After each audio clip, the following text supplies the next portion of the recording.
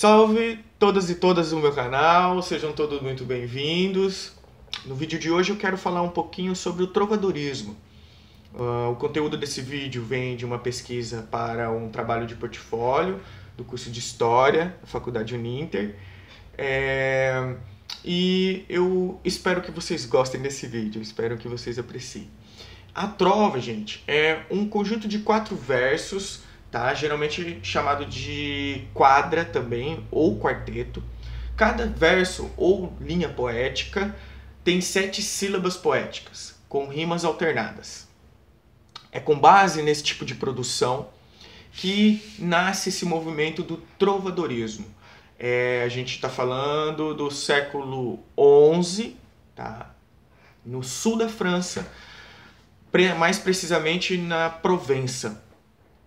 Então, para a gente entender um pouquinho em que contexto, né, histórico e social esse movimento surge, a gente está falando do sistema feudal, né? Estamos falando de feudalismo, estamos falando de Idade Média, século XI. Portanto, pouquíssimas pessoas eram alfabetizadas nesse momento. Pouquíssimas pessoas. Eu gosto sempre de citar como exemplo a situação dos reis. Muitos reis, muitos reinados eram reinados por reis que não eram alfabetizados, né? Não sabiam ler e não sabiam escrever. Era só uma pequena fatia da sociedade, ou seja, o clero, a classe do clero, que tinham acesso à alfabetização, né? Sabiam ler e escrever.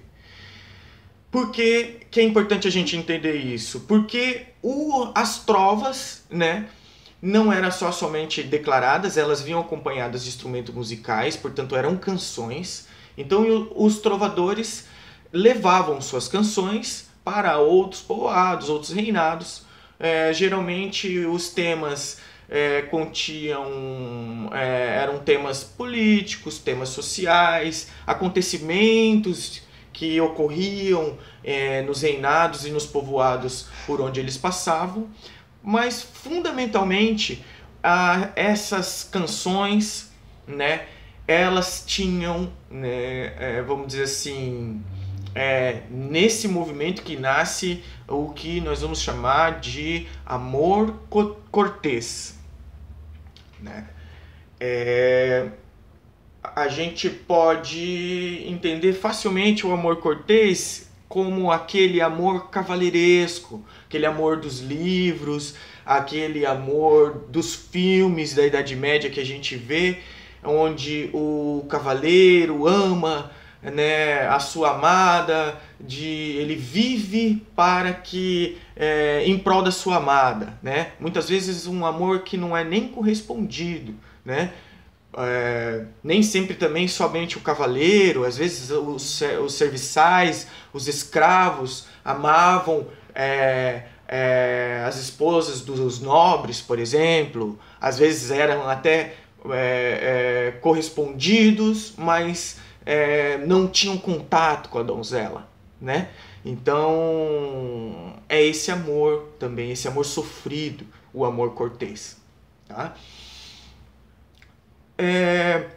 Se expande rapidamente pela Europa esse movimento, justamente pela facilidade de acesso das pessoas, pela oralidade, né?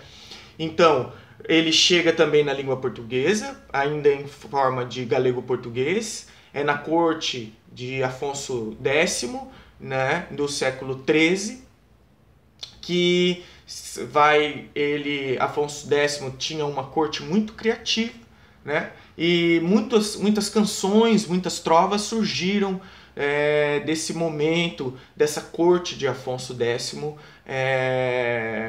na região do que estava se formando, do que viria a ser Portugal, né? No Brasil nós temos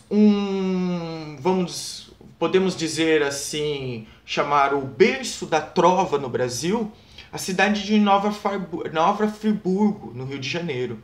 Tá?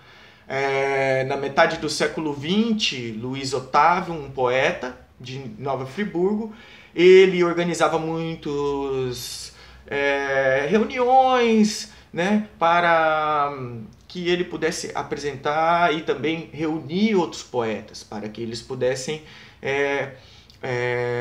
transmitir às pessoas as suas composições. Com Luiz Otávio, Rodolfo Abud, J.G. de Araújo Jorge, entre outros poetas, que surge, sob a organização desses poetas, que surge os Jogos Florais, que existe desde 1960, acontecendo todos os anos na cidade de Nova Friburgo, no Rio de Janeiro.